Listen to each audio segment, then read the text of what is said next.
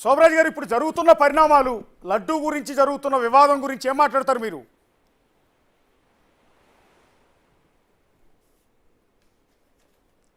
నాకు క్లారిటీ లేదండి. మీరు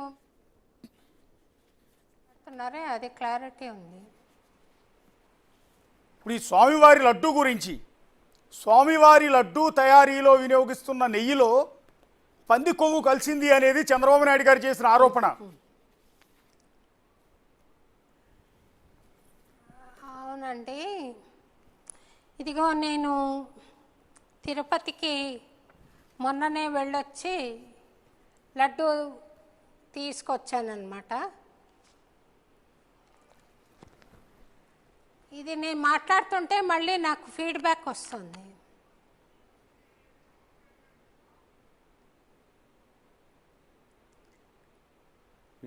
కట్ చేశారా? ఓకే, చెప్పండి చెప్పండి అండి శోభరాజ్ గారు, చెప్పండి.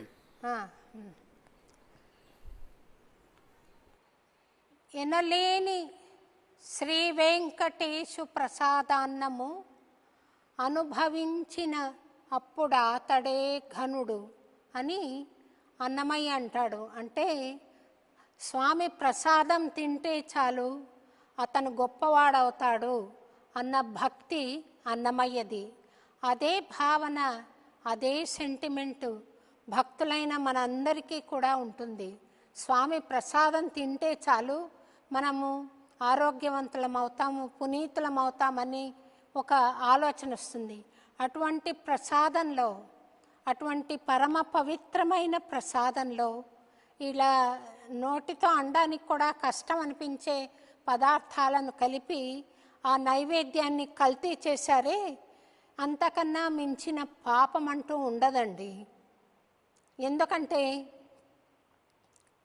అక్కడ నిలబడ్డది ఒక శిలామూర్తి కాదు, సాక్షాత్తు శ్రీ వెంకటేశ్వర స్వామి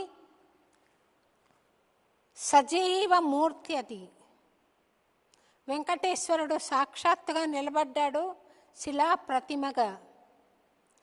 అది చాలా సూక్ష్మమైన శక్తి ఒక శిలామూర్తిగా అక్కడ నిలబడి ఉంది.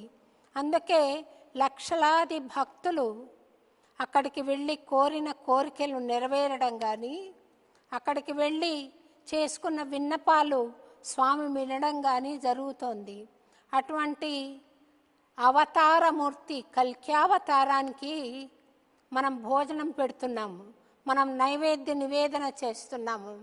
ఎవరో అతిథులు వస్తారంటేనే మనము రుచికరంగా చాలా పక్వంగా వండి రకరకాల పదార్థాలు వాళ్లకు నివేదన చేయాలని, ఫీస్ట్ ఇవ్వాలని, పార్టీ ఇవ్వాలని ట్రై చేస్తాం. అటువంటిది ఈ విశ్వానికే అధిపతి అయిన భగవత్ శక్తి శ్రీ వెంకటేశ్వరుడిగా అక్కడ నిలబడినప్పుడు ఆయనకు నైవేద్యము ఎంతో పవిత్రంగా ఉండాలి.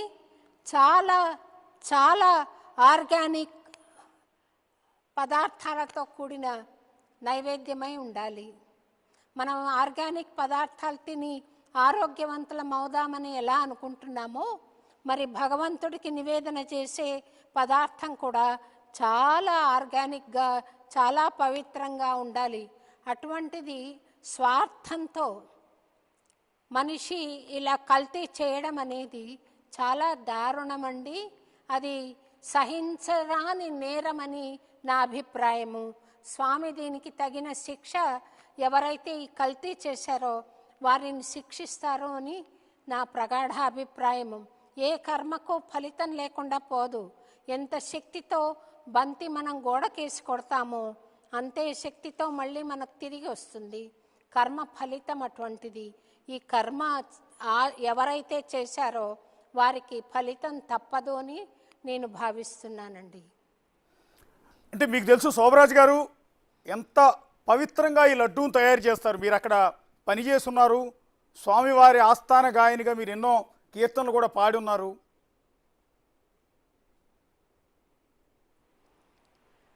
నేను అన్నమాచార్య ప్రాజెక్ట్ తొలి కళాకారిణిగా అక్కడ సేవ చేసుకున్నానండి స్వామికి.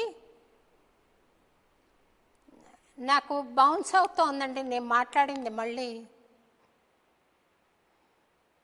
ఓకే, చెప్పండి చెప్పండి శోభరాజ్ ముందే గారు. కట్ చేస్తే బాగుండదు.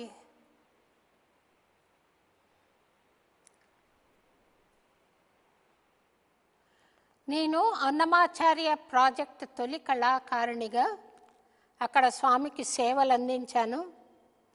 స్వర కైంకర్యాలు చేసుకున్నాను స్వామికి. చిన్నతనం నుండి కూడా, అంటే నేను ఇంటర్మీడియట్ చదువుతున్న రోజుల నుండి కూడా ఇప్పటిదాకా స్వామి కైంకర్యం సాగుతూనే ఉంది. ఆస్థాన గాయని అంటే అక్కడ కైంకర్యం నిరంతరం చేసుకుంటున్నాను తప్ప నాకు టెక్నికల్గా ఆస్థాన గాయని పట్టం 2 సార్లు ఇచ్చారు, కానీ దాన్ని మరి నాకేం తేడా కనిపించలేదు. అది ఆస్థాన గాయనియా కాదా తెలీదు, 2 సార్లు పంపించారు ఆర్డర్స్. అయితే స్వామికి మనస్ఫూర్తిగా నేను కైంకర్యం చేసుకుంటున్న మాట వాస్తవము. నన్ను ప్రతి 2వ శుక్రవారం అమ్మవారి ఊంజల్ సేవలో, అలాగే ప్రతి 2వ శనివారం స్వామివారి ఊంజల సేవలో స్వరకైంకర్యం చేసుకునే మహద్భాగ్యం కలిగించారు తిరుమల తిరుపతి దేవస్థానం వారు. నేను ప్రతి నెల వెళతాను, స్వామికి స్వరకైంకర్యం చేసుకుంటాను. అక్కడ సాక్షాత్తు స్వామి నిలబడ్డాడు అన్న భావనతో నేను చేసుకుంటున్నాను. కానీ ఒక శిలను అక్కడ ప్రతిష్ఠ చేశారు అంటే ఇంత భక్తితో వెళ్ళి పాడవలసిన అవసరం ఉండేది కాదు. సాక్షాత్తుగా అది ఐతిహ్యం మనం చదువుతాం. పద్మావతి అమ్మవారిని స్వామి ఇష్టపడ్డారని, తర్వాత ఆమెను కళ్యాణం చేసుకున్న తర్వాత తిరుమలలో లక్ష్మి రావడంతో వాళ్ళిద్దరి వాగ్యుద్ధాన్ని భరించలేక దూరం దూరంగా జరిగి శిలామూర్తిగా అయిపోయాడని ఒక చరిత్ర చదువుకుంటాం. కానీ దానికి అతీతంగా ఒక శక్తి, మహత్శక్తి, విశ్వాంతరాళాల్లో వ్యాపించిన శక్తి అక్కడ సజీవమూర్తి శిలారూపం ధరించింది అని నేను మనస్ఫూర్తిగా భావిస్తున్నానండి. అటువంటి స్వామికి ఈరోజు మహాపచారం జరిగింది. నేను మొన్న కూడా తిరుపతికి వెళ్ళాను. ఇదిగో మన యాత్ర పరిసమాప్తం కాదు, ఈ లడ్డు తెచ్చుకుందే యాత్ర పరిసమాప్తం కాదు. మన యాత్రా ఫలంగా దీన్ని తెచ్చుకుంటాం, యాత్రా ఫలంగా లడ్డూని తెచ్చుకుంటాం కదా. ఆ లడ్డూను కల్తీ చేసి భగవంతుడికి అపచారం చేయడం కాకుండా భాగవతోత్తములకు కూడా, భక్తులకు కూడా అపచారం చేశారు. భగవంతుడు తనకు దోషం జరిగితే సహిస్తాడేమో కానీ భక్తులకు దోషం జరిగితే సహించడు అని నేను భావిస్తున్నానండి. ఇది నా అభిప్రాయం. స్వామి గారు, నెయ్యి రేటు కేజీ 320 రూపాయలకి చాలా తక్కువ రేటుకు వచ్చిందన్న ఉద్దేశంతో ఆ కాంట్రాక్టర్కి నెయ్యి సప్లై చేసే అవకాశం ఇచ్చారంట. నెయ్యి తక్కువ రేటుకు వస్తుందని కొనుగోలు చేశారంట. ఏంటండి? ఈ తక్కువ రేటుకు వస్తుందన్న ఉద్దేశంతో ఆయా సంస్థల దగ్గర కొనుగోలు చేసి వాటితో లడ్డూలు తయారు చేశారు అని.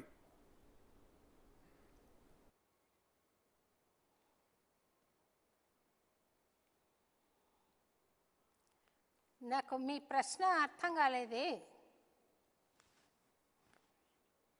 తక్కువ రేటుకు వచ్చిందన్న ఉద్దేశంతో కేజీ 320 రూపాయలకు వచ్చిందని కొనుగోలు చేశారంట. చూడండి, ఇప్పుడు మనం ఊర్లకు వెళ్తూ ఉంటాం. తప్పనిసరిగా బయట భోంచేసే అవకాశం వచ్చినప్పుడు, అవసరం వచ్చినప్పుడు ఆరోగ్యంగా శుభ్రంగా అన్నం ఎక్కడ పెడతారో అక్కడికి వెళ్తాం. కానీ తక్కువ అని చెప్పి వీధుల్లో తినడం కానీ, తక్కువ అని చెప్పి కుళ్ళిపోయిన పదార్థాలు తినడం కానీ, తక్కువ అని చెప్పి అనారోగ్యకరమైన పదార్థాలను మనం తినడం కానీ ఉండదు కదా. మరి మనమే తిననప్పుడు భగవంతుడికి తక్కువ అని చెప్పి మనం మరో రకమైన నెయ్యిని స్వామికి నైవేద్యంలో ఎలా సమర్పిస్తామండి? నైవేద్యం ఎలా తయారు చేస్తాం? వేరే నెయ్యితో. చాలా దోషం అవుతుంది. అది తప్పు. తక్కువ అని చెప్పి తీసుకోవడం కాదు, మంచిది అని చెప్పి తీసుకోవాలి, క్వాలిటీ ఉన్నది తీసుకోవాలి. నెయ్యి తక్కువ అని కాదు, నెయ్యి శ్రేష్టమైన ఆవు నెయ్యితో స్వామికి నైవేద్యం తయారు కావాలి. అది